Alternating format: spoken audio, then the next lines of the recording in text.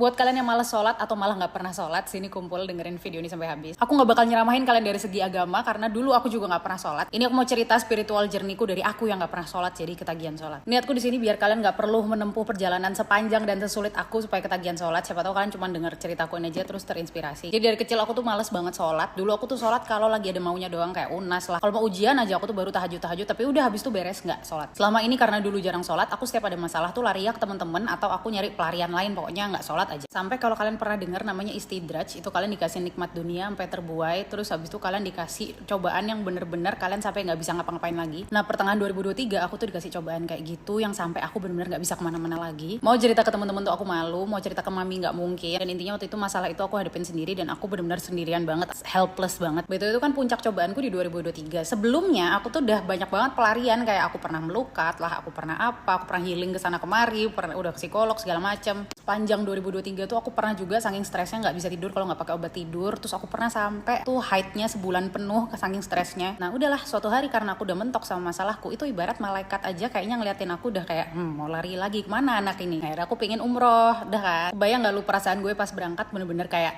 ya udahlah dengan semua masalah ini ayo berangkat. Terus aku bener-bener benerin semua wuduku, semua sholatku aku pelanin, aku bener-bener dalemin semua bacaannya. Nah setelah aku wudu dan sholat yang bener tuh, aku ngerasa aku jadi agak tenang ya. Nah ternyata fakta menarik yang aku baca-baca, kamu kalau lagi tengah hari terus mukamu kena air dingin itu bisa mengurangi stres. Itulah salah satu manfaatnya wudu. Nah pas aku sholat yang bener juga, sebenarnya kamu pas baca Al-Fatihah kan antar ayatnya tuh harus ada jedanya kan. Nah jadi aku nafasnya tuh tenang kayak.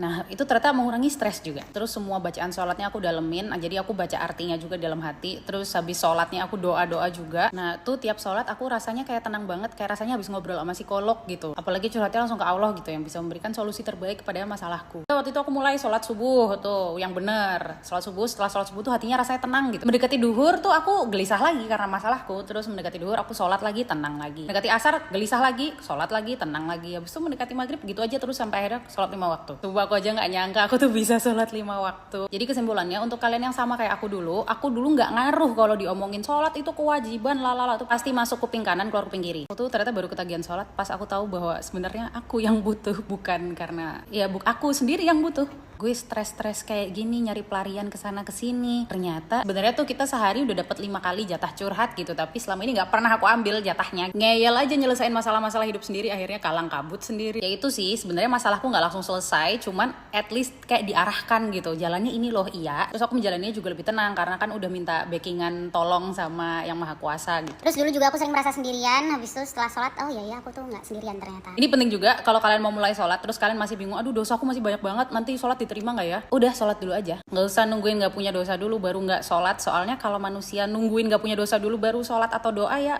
neraka penuh. Begitu guys, semoga membantu. Aku nggak ngejudge kalian kok karena dulu aku juga pernah di tempat kalian. Semoga kalian menemukan jalannya dan semoga nggak perlu berkelok-kelok seperti aku karena sudah mendengarkan ceritaku ya.